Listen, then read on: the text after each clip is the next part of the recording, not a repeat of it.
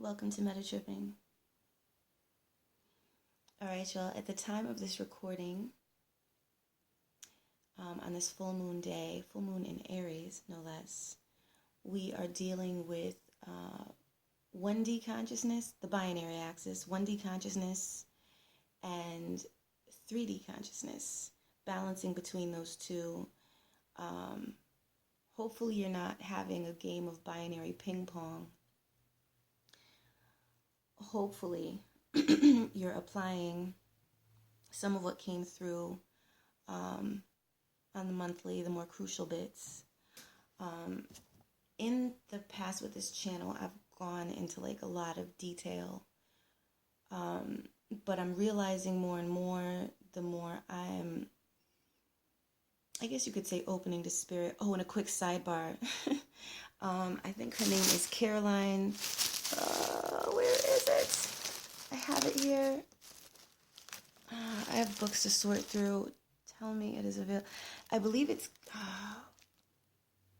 Caroline. Is Caroline Shua? All right, y'all. I'm going to find this link and post it in the description box. Either before the video posts or, as the video is posting and I'm typing the description, or right after, you know what I mean? Like once it's posted, I'll go back and edit it in, because I do want to stay on track with this wave. Opening a Spirit, and that is a book I have to pick up again. I think encapsulates what we have been, it best encapsulates what the opportunities that lie before us are. These opportunities require you to rise to the level of your star player. And everything that I say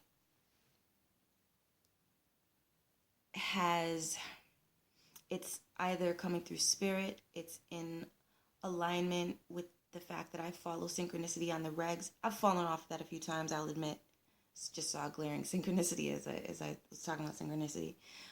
I've fallen off, I'll admit, but I learn and I get back up again.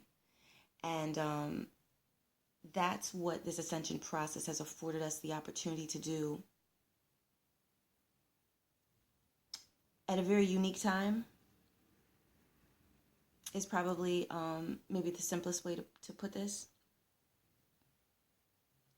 So I think what I would like to do, getting back to the original point, what I would like to do is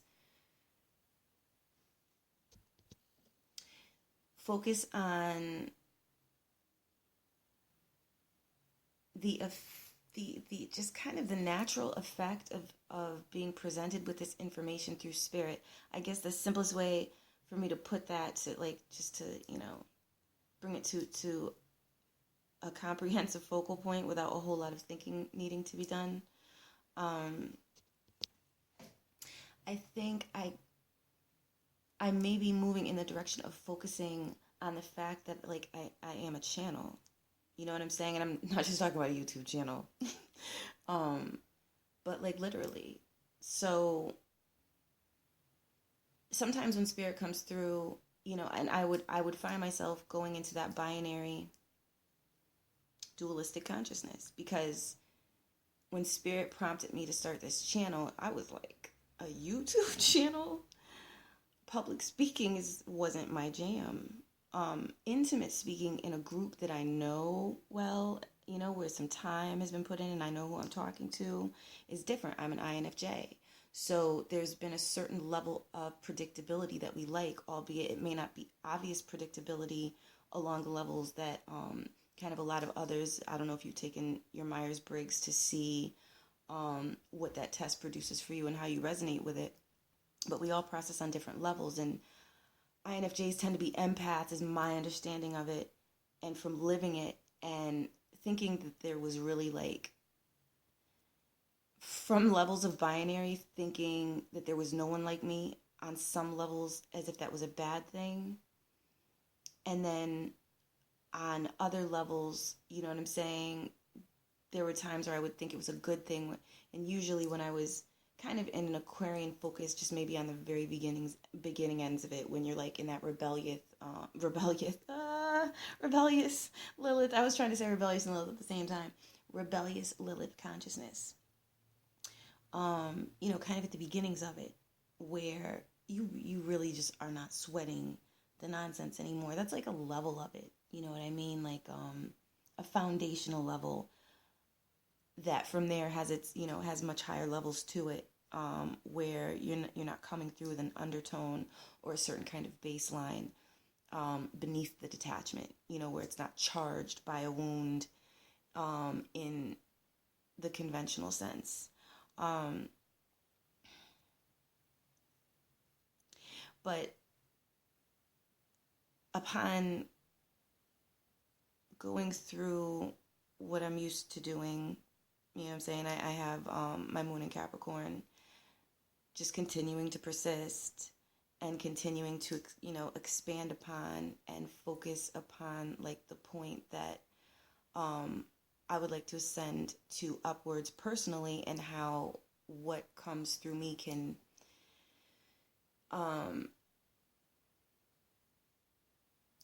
guide, offer gems, from my experience, gems from spirit. The more I come into a much more high frequency trust with spirit, because I think when you have a high frequency trust with spirit, it's just trust. And I think like, on a quantum level, there are ways things are going about to achieve that level, techniques and whatnot.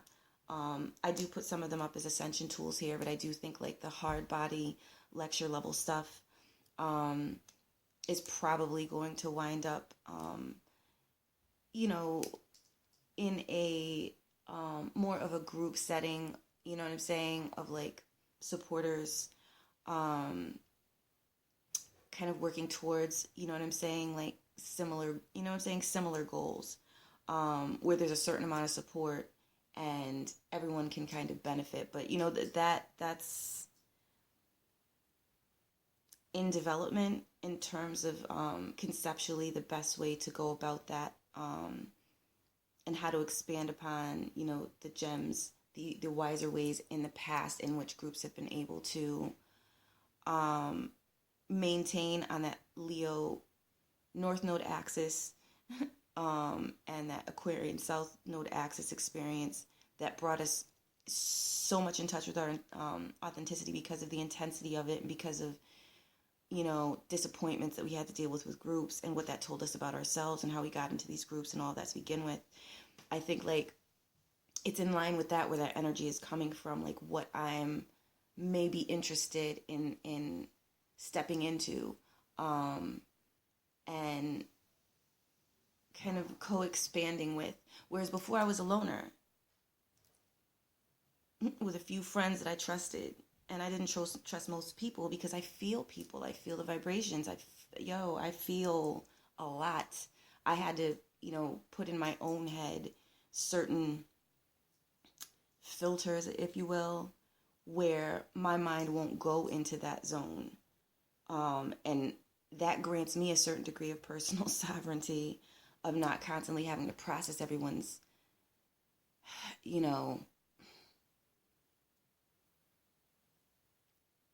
pre-transmuted, ills, where I could do that as a matter of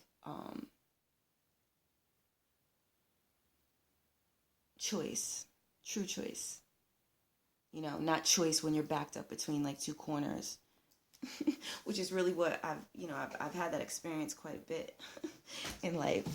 But these things don't change unless you change them, right? So anyways, I started the channel, and I've grown so much more than I expected that I would, and it was all through leaps of faith, supported leaps of faith that was that has been, is supported through synchronicity, through spirit literally showing me things that I never would have imagined, and lately more and more manifestations, like at an earth level, where I'm like, for real, son, like I'm still processing some of that miracle, you know, the light that comes through, you know, that miracle channel. You know what I'm saying? And speaking of which, in the Quantum Root Oracle, there's that card, you are a miracle.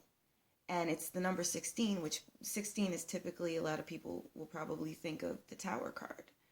But if you look a little deeper, even into the Tower card experience, it is tapping into something. And I didn't realize this when I was channeling and working with spirit, working on a deck. But there are, like, I don't know, in some of these cases, parallels, and I'm discovering them as I go along. And then I open that, and there's like another layer, you know what I'm saying, that expands my thinking. And on the You Are a Miracle card is essential nature. Now, I used to have this reaction when I first started working with the Quantum Root Oracle when that card came up. Like, just a micro, you know, like I could feel that I was micro triggered. And it's because I guess my psyche was making the association of the tarot because it was the 16th card. Even though it's a completely different system. It's an oracle, you know, that's based in like quantum roots, you know what I'm saying, as opposed to something a little more matrixy, like the tarot. And the tarot has, you know, its thing to it, but I don't know, that's another matter to get into perhaps at another time. But the point is, there are still parallels where essential nature, I thought about it, and I was like, that's the light that's coming through the tarot card. All right, now check it, y'all. This is a long intro, and it's on purpose because I have been getting, I don't know, man, like I'm flowing with downloads and working on them as I can and best I can, with a pace that is relatable enough for me to actually communicate it to others, which is something I'm working on. But I see that I'm getting better at it. I mean, I have made leaps and bounds since April. You know what I'm saying? In you know, the vein of public speaking. But peep this. There's this movie called The Vanishing, y'all. Everybody's talking about the Bird Box. I saw the Bird Box first because I didn't know The Vanishing existed. Maybe some of y'all did, because I mean, I don't always, like, in a lot of cases people have come through and been like, did you see this movie? I used to pay attention to movies more so in the past, and then I got involved in publishing, and I was doing a lot of book stuff for a while. And so then it just became a thing where I tuned in when I didn't have, you know what I'm saying, like release dates and deadlines for clients and things of that nature. And now I just kind of like, I'll tune in and I'll half watch, or maybe I'll watch a little bit on one day or the other. But this movie I started last night.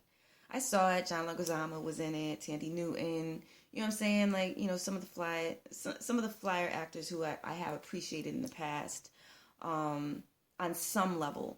You know, we all know that, you know, props to Pandemonium. We all know that you know, there's a whole thing with the characters you're presented with and the line of succession in the movies they appear in, and you know, you can pay attention to the hidden stories going on there for those of y'all who know what I'm talking about. But anyways, to bring it back to this focus, in this movie The Vanishing, if you have seen this and you don't, or if you haven't seen this movie and you don't want a spoiler, I would make a note of where this ends right here, just your own timestamps of where I'm starting, and then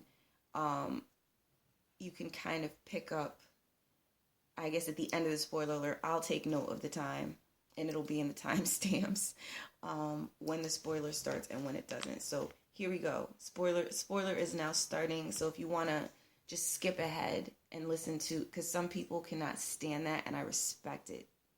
I don't know, sometimes I'm cool with spoilers, sometimes I'm not. But I respect it. So you could skip ahead, look at the timestamps for past the spoiler part. Those of you who have seen it, you probably already have, you know, if you're on the metaphysical path and, you know, you've been, you know, working with it for at least a little bit where you're starting to decode stuff, or it might be, you know what I'm saying, that you've just been decoding stuff, even not fully being on a metaphysical path, because at the end of the day, at our primal levels, we're way more conscious than we've been given credit for. But that's all, you know, that's a whole other topic. Spoilers starting now. In this movie, The Vanishing, y'all, in the happy hour, that bar is called the happy hour. And you know what? It escaped me to take a note, because when I wrote this down, it was towards the end of the movie. But in the beginning, when we see, is it Hayden? Is his name Hayden? Is it Hayden Christensen? I'm trying to remember this actor's name. We've seen him in things, but like honestly, I've been so preoccupied with, you know, my work and my alchemy path. I haven't been paying attention, like I said, to movies like I used to. I think it's Hayden Christensen. Anyway, the character Luke, the character who plays Luke, y'all, we already know what that's about, right? So Luke means, you know what I'm saying? For those of y'all who don't know, I'm just thinking about, maybe you don't. Luke means light. You know what I'm saying? He finds himself in the happy hour. You know what I'm saying? And he picks up a shot glass. I think it's a shot glass. I'm remembering it as a shot glass. But anyways, it has a certain writing on it. So you can go back. This is on YouTube, and it's free right now. You can go back and just find that scene. It's in the very beginning. There was something written on the glass, but it was like this really hopeful statement. But towards, you know, going through this movie, we see people who are being faced with some very Bird Box situations. This preceded Bird Box, so obviously Bird Box was inspired by it, or if by some miraculous chance whoever in Hollywood made Bird Box had never seen The Vanishing or heard of it, then that's some synchronous sisters, you know what I'm saying, you know, in the social programming world or something, like just for whatever reason this message was trying to come through twice, more than likely because it was inspired by The Vanishing. So, you know, you see in Bird Box, like people committing suicide. That's how they take it. In The Vanishing, you see these people are just poof, you know, their clothes fall. I don't even think there's like residue. You know what I'm saying? I think that, what was that movie back in the day? There was that movie, that alien movie, and there was like residue. People were, I can't even remember if they were vanishing. It might have been the early trail for this. I mean, I remember appearances by aliens, but it was like there was red dust. You know what I'm saying? Like the aftermath of whatever was happening to a lot of different people was like red dust. So there was none of that with these folks vanishing. And you would see, as you draw towards, you know, the end of the movie, it becomes more and more, like they get louder with the message. It becomes more and more clear that their points of despair is where they're consumed by something else, right? But in the beginning, when Tandy's character, you know, her character had a very Christianized idea of what hope was. So that is what she placed her savior belief light into, what she feels would save her from danger. She placed it into that system. And it worked for her in the beginning for a little bit. It helped the lights to come on. You know what I'm saying? She was digging into her belief. Now, it is not what you believe in. It is the fact that you have a level of belief that once you kind of reach a certain level of will, a certain level of emotional capacity, and you tap into your faith, whatever it is, you turn on a light with that. So this is the act of manifestation. This is the act of will. You know what I'm saying? In her case, she's giving over her will to something else, and kind of acting as a vessel for it. But it works for a little while in the beginning. In other cases, John Leguizamo tries, you know, obviously on a subconscious level, whether it was that he consciously, you know, really paid attention to this, but on a subconscious level, obviously he peeped Tandy's faith work. So he put into motion that whole I exist, right? When the lights were going out. And mind you, when he was walking down that tunnel, lights were coming from one end of the tunnel and going off from one end of the tunnel, lights were going off on the other end of the tunnel, like closing in on, that darkness was closing in on him. And he was on that last light. And I'm sitting there, I'm like, come on, John, you can do it, John. You know what I'm saying? And he's like, I exist, I exist, I exist. But then we move forward, you know what I'm saying, to James's character and him discovering that, you know, John didn't make it. And we thought he hadn't made it. You know what I'm saying? But that was a mind trick that was being used on John, because John had already passed over into that kind of pre-0 point level of things where he could really be tested on, you know what I'm saying, what he really believed. And we're typically tested on what we really believe at the scariest times. And the only one at the end of this film who did not fail this test, we thought it was going to be Luke for a minute there, right? But Luke had placed all his hope into that truck. And when he saw those lights starting to flicker as he runs after James, and he turns and he looks at it, it strikes me that Sodom and Gomorrah, you know what I'm saying, where Lot's wife turns around, she turns to a pillar of salt type seas. He turns around, he's seeing it flickering, you know what I'm saying, and it goes off, and he goes off with it. Or simultaneously it goes off. Like, he lost hope, light went out. Or vice versa. That's how attached he was. So he had put a lot of will into this. He had worked with Jane. He tried to work with Tandy, but she fell at a despair point that, I mean, let's be real, very, very difficult despair point. But James is the one at the end of the day who had that lasting, authentic will. And all them candles are starting to go out. He was failing. He was saying it wasn't at the right vibratory level. I exist. I exist. I exist. It wasn't at the right vibratory level. Mind you, that I exist, he's picking that up from the shadows. To me, obviously, I'll have to go back and watch it and see if there's anything that I missed or overlooked. But I'm taking that like he's benefiting from the wisdoms of the past. He's in a dark place and he's calling on his will, and they're calling out, I exist. That's the answer. That's the answer. So this is like the spirit world, you know, it could even be like the deceased, your ancestors helping you. They fell here before, and they're like, here's what you need to say here. And him listening. And he goes into that whole I exist thing. I exist, I exist, I exist. Possibly he heard John saying it too on the pool table. That's possible. But either way, either version works for me. He calls on it, and on that very last candle flame, this tiny little light that looks like it is barely holding up. And this is crucial, y'all.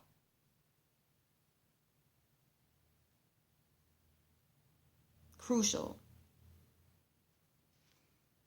His tiny little light. He wins. Because on the other side, where he's creating, the sun rose again.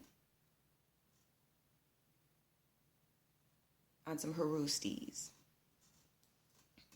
Off that little tiny bit of faith, that little, his will being so authentic, he only needed that sliver of time to be in that thought space with the right vibratory frequency. You know what I'm saying? And as he rode out of town, I mean, they have their like little social programming things they like to do, you know, but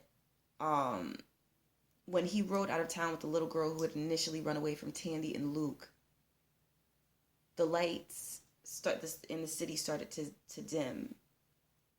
You see what I'm saying? Because he was the one, you know, basically holding the belief now. And he's moving off, and, you know, I'll leave that to y'all because, like, y'all know y'all know the time if you've been on this path and you've been studying it. And if you don't, it's probably going to come to you. But I feel like I should, you know, leave a little something, you know what I'm saying, for you to commune, like, with spirit on that. I don't want this to be, you know, I don't want to, like,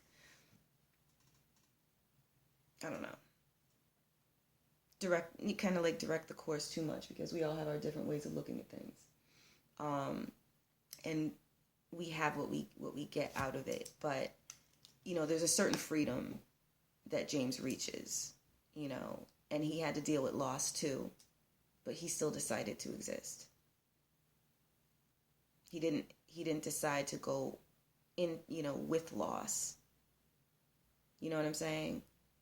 Down the path of despair. He didn't choose to go into those generational patterns that didn't work.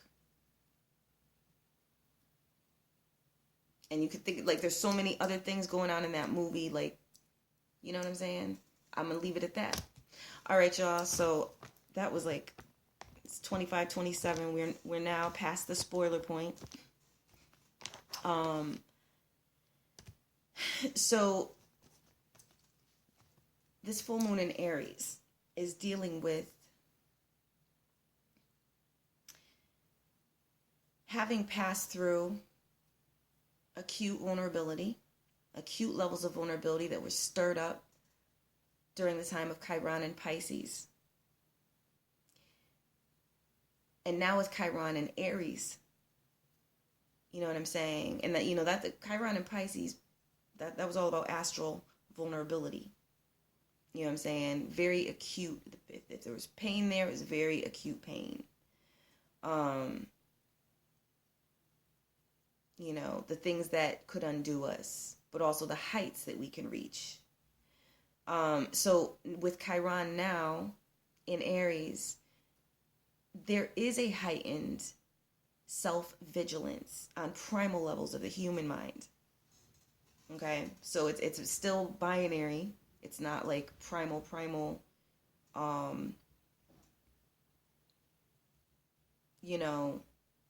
Well, it's akin to the original primal, you know what I'm saying? But it's not like the same thing. It's primal from the point, you know what I'm saying, of the human, mind. A little after 0 point, if you will. All right, where consciousness comes online and, a sense of I comes online, right? So this is the work we're doing if you've been dealing with extreme frustration. And if you've been dealing with the recurrence of patterns just make you feel like you're going to lose your mind. You're not going to lose your mind. Like, you're way too strong after the way this process is played out. And you've been doing the work. You're way too strong for that. And Spirit, if you've been following synchronicities, Spirit is giving you different answers for that. And whether you see them all in one day or whether they unfold little by little, they're like precious. These synchronicities are like precious miracles. So when we talk about going to like higher timelines, like those are your, like that's like the path that illuminates. Like if you had to walk through the dark, not even seeing the floor, but little by little, some stones with enough, or crystals with enough room for you to step and kind of make your way as it creates a bridge and you just kind of have to go with it. That's literally what it's like. And as it unfolds, and some of y'all are experiencing, you know what I'm saying? Like through your unique lens, and those y'all who are seeing those miracles too, or, if it's like been coming up more so than before, then you know what I'm talking about. You know, y'all. And the thing is, like deep down, I didn't feel like I knew this on this expanded level, but when it gets even deeper, you start getting into your Akashic stuff, and I'm not going to go too deep into that. I mean, you could still get that along the way, but when it starts to come together,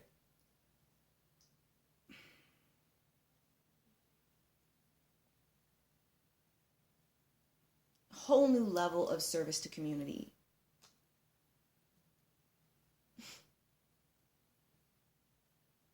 Like, I don't know, y'all. I don't want to, I definitely want to make sure that I squeeze in some time to look into the weekly. But I also want to touch on a reminder that this month's focus is my heart is my compass. All right. Air is dealing with 2D, the inner child. So your mind is dealing with inner child things that need to be resolved.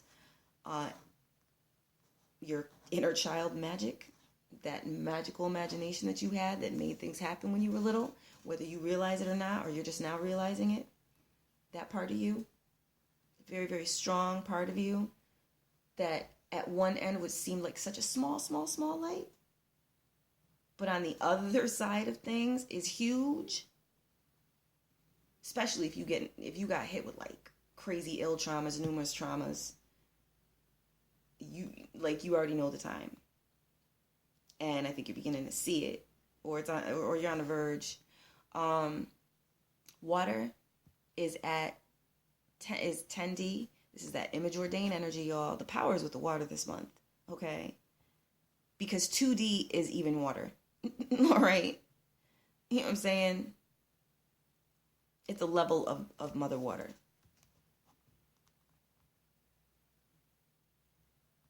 Like below binary. You know what I'm saying?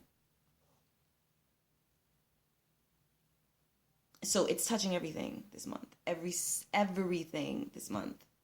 And I'm not sure if I peeped that at the beginning of the month, but I'm seeing it. That water, that 10D, image ordained, you know what I'm saying? What were the notes? It was expectation of true, meaningful connections. Is that what it was? It's that mother consciousness, as simple as it sounds, as much of a small light as it sounds, but on the other side is so huge.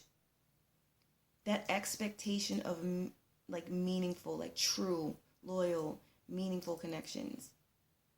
The power of that right now. That's why, I think, because a lot of the things I did this month, I did through synchronicity. You know what I'm saying? There was some planning involved, but it was like Spirit was right there with me. So that Goddess Awakening, me starting to do those videos or starting that as a feature was like not planned like that. You know, I thought about it in the past. I've been following the whole Goddess Rising thing, you know what I'm saying? Like witnessing it in women, in myself, since at least 2016. Like I saw it with a certainty. Oh, this is going in a certain direction. We getting ready to wake up. We really are, you know. And then of course, you know, you start to show you getting ready to wake up. You know what I'm saying? Then any opposition to that is gonna try to stop that. And we saw a whole bunch of nonsense, which I told y'all I'm not getting into politics, so I'm not going to. We saw a whole bunch of nonsense go on. And I'm not talking about, you know, like I'm not getting into politics at all, but I'm not talking, this is far from in defense of either of the two binary points that fake duked it out. I said I wasn't going to talk about politics. I'm not going to talk about politics. But the threats to women's rights to make any kind of choice, like just that archaic nonsense. Okay. This shit is like, pardon my language, it's like, it's funny to me. What, we 33 minutes in? Perfect. So, power is back with the goddess on a level of like, look, you should not kick people when you're down. When they're down. You should not kick people when they're down. It's foolish. It's foolish. So, there comes a point where even that which is considered, you know, the lowliest, especially when it's been placed there through a lens of envy, you know, or a desire to usurp, that thing comes back up, whatever it is, you know what I'm saying, into power. And like when that thing does, that means it's transmuted it. And it's at a higher level because it's unsynthesized the joint and has some new info that the person doing the kicking don't have. So what we're experiencing now is an awakening of identity at a level of power and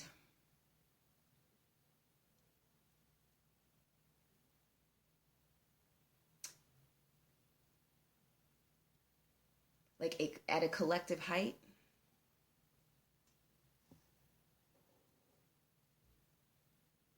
Like a collective pinnacle point of focus is coming through spirit. I'm not sure myself what that means. But we'll go with it. I mean, I'm going with it. So that's pretty much that. You know what I'm saying? Like the water mother divine feminine energy. It's here. It is opening the gates to higher timelines, affecting both mind, air in 2D, spirit, fire in 2D, and by virtue of air, Earth, which is in 7D, which is Aquarian, an air sign.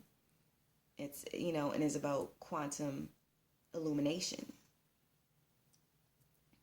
All right.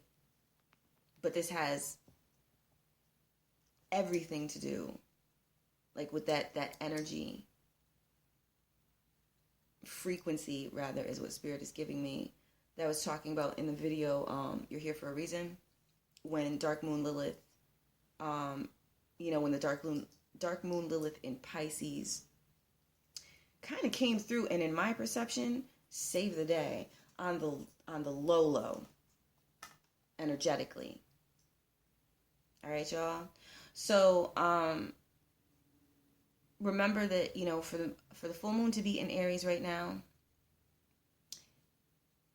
and when Uranus is now in Taurus, but there's still that Aries energy of when Uranus was in Aries, because it's evolving through Uranus and Taurus, if you dig. So Uranus and Aries developed whatever its energy signature is, and now that energy signature is moving through Uranus and Taurus. So it's still present, you know what I'm saying? It's still present, you know what I'm saying? And propelling, you know what I'm saying, movement forward. For those who are choosing to keep going, Spirit is saying, and that's true, because Saturn is in Capricorn, and that's that grit, y'all. That's when you find out who you really are in rising to your challenges. And it can be difficult for a bit, but when it kicks in and you realize what you're capable of, it becomes life affirming. So that's what I feel like this energy is primarily about. It's huge, it's big, it's sweeping, it's affecting everyone. It all depends on what you chose, who you think you are, your authentic will, what traps you managed to get free of or slipped back into. That's what this is about, and kind of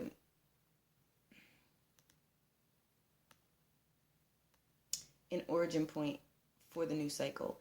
An origin point, I'm not saying but an origin point for the new cycle. So, it's like the timelines that are coming out of this are going to be something else, y'all. And Spirit's saying there's reason to celebrate. Okay, so I think that covers what I wanted to say on that level. I have a little bit of time left. I'm starting to wonder, I might actually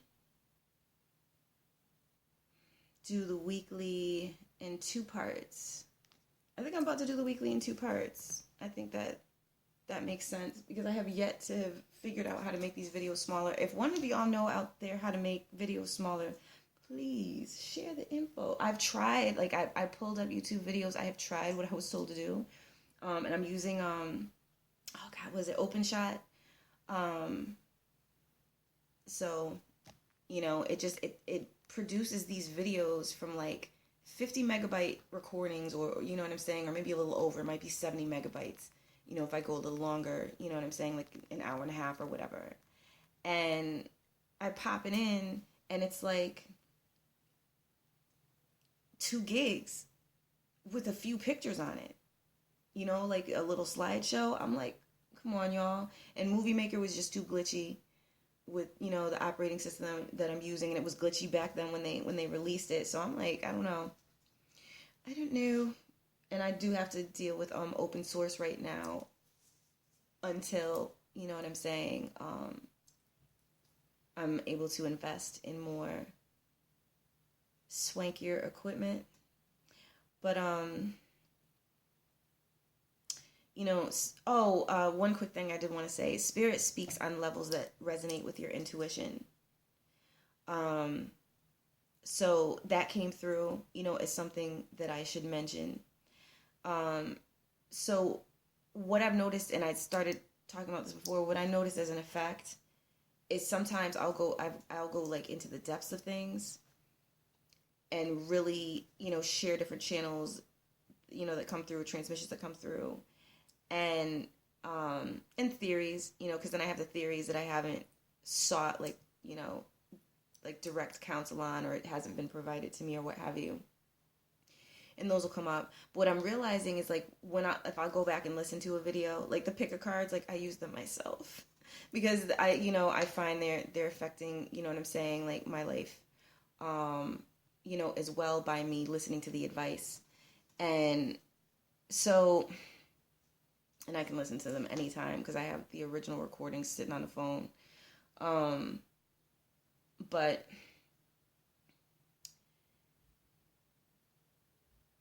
there's there's an effect of, like, your psyche is hearing what spirit has to say behind whatever, like the messages you receive and that sort of thing. So whether it's like through me, like some of you are going to comprehend it on a certain level, but I feel like some of the things that I've introduced, some people completely get because they're on the metaphysical path.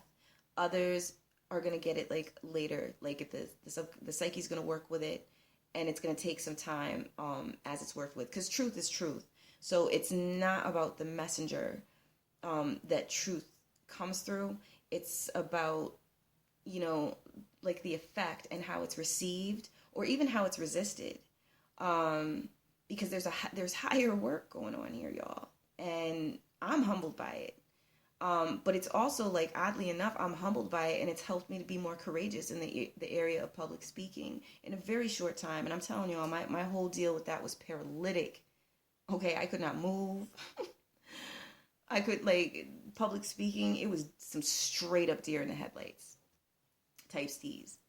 And I do feel it had to do, if it wasn't direct past incarnations of mine, then it was folks in my family. Somebody must have had, like, a really, really bad moment, you know what I'm saying, with the spotlight on them, you know what I mean? And we know way back when, that was a way to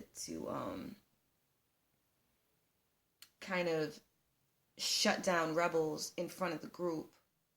You know what I'm saying? That they, that might watch, and then kind of like that rebellious consciousness becomes something that other people think about, and they're like, you know what, I actually agree, and they come out of that fear and they get up, and you know what I'm saying? Like, so a lot of people who've come through, I've met people who, didn't know if they should, how they could believe in themselves, but I would see so much potential because I don't look on the surface like that, like, kind of.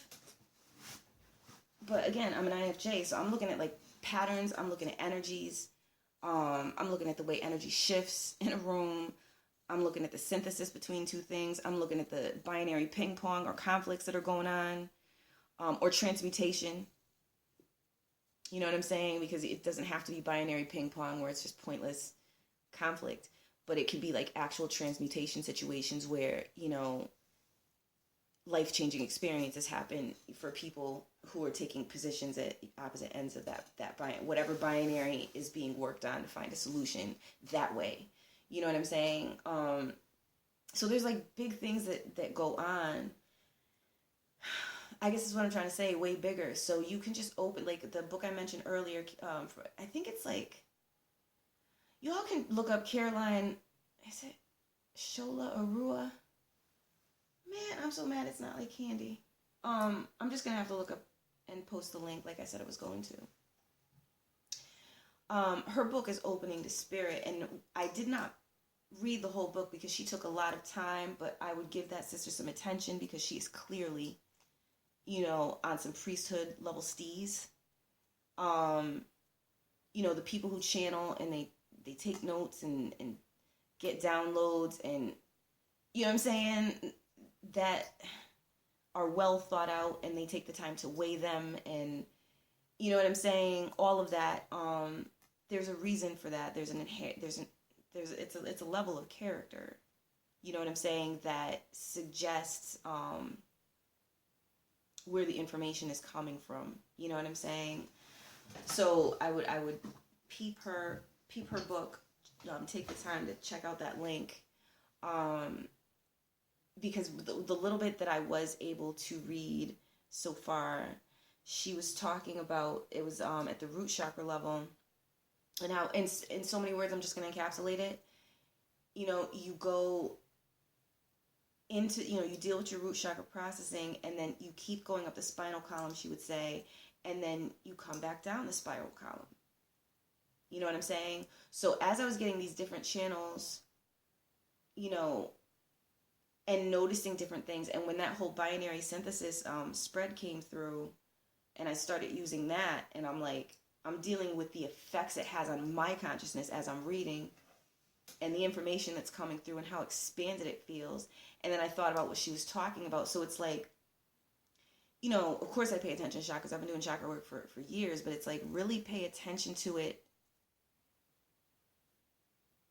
Like, go beyond the basics if you aren't already. Go beyond the basics of what you're told. You know what I'm saying? Things are. That's how you find the things that haven't been presented yet. Pay attention to your questions. Like, not your. Well, I don't know. It's however you process it, because we're all doing this a little bit differently. We're very unique. You know what I'm saying? Those who came down and elected to deal with certain things to find solutions, and whatever name you want to put on it, indigo, INFJ, starseed, crystal child, rainbow child, whatever you want to put on it. We're all doing it different sorts of ways towards a common objective, and it's got levels and intricacy to it that works together across the globe. You know what I'm saying? So I encourage you to ask questions of what you're looking at. Somebody says, oh, this is the zodiac sign, and this is what this zodiac sign does. There are probably 100 more levels that you could find out about one zodiac astral construct if you want to sit down and do a study on the energy and work with it. You know what I'm saying? So it's all about what you came here to do, find out, or achieve. And have your start in your sense of personal power. Have your start in your sense of your identity expansion on that Uranus level, y'all. We talking about like the sign that's associated with like vision in the future and genius. And that's just scratching the surface. Like, I guess what I'm saying is, ain't no point in just scratching the surface and just tuning in to different channels for astrological zodiac, or just tuning in for tarot readings, or just tuning in for a feng shui, whatever seems contemporarily accepted. I would encourage any of you who are doing that. I mean, none of y'all. It might be none of y'all, but it might be someone who wanders along that needed to hear that. And happens on the page. You know what I'm saying? Whether they find it resonates or not, they may need to hear that if it's not any among you. But it's like, if you're willing to travel beyond the limits of someone else's definition, then you can. And you can receive information that is just as solid, if not more. Because what's presented and what's contemporary and popular typically ain't got much juice to it. Very rarely, I feel, from what I've seen and witnessed, have I found truly unique presentations that were supported, by mass media. Like, really supported, and unique. And in command on some sovereign being type C's. Props to MJ.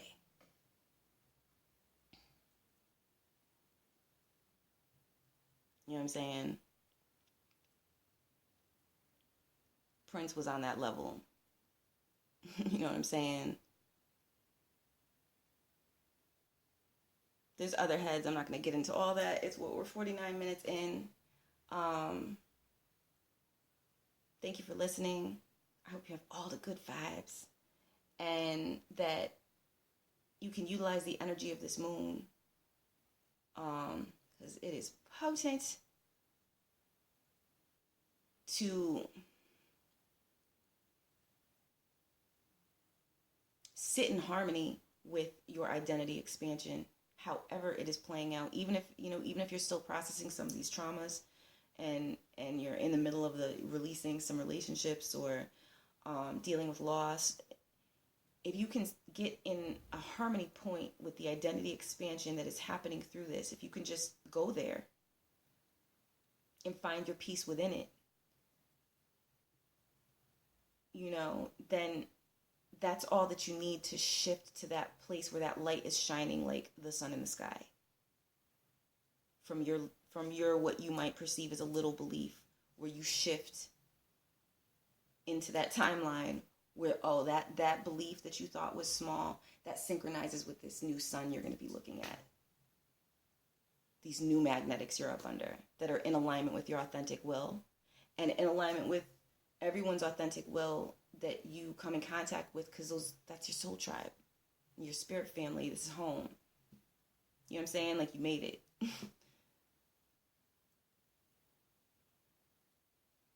And with all your stuff, no less. All right, y'all. All right, it looks like I got to make this one video, but that's cool. That's cool. The weekly is probably going to be a little bit shorter.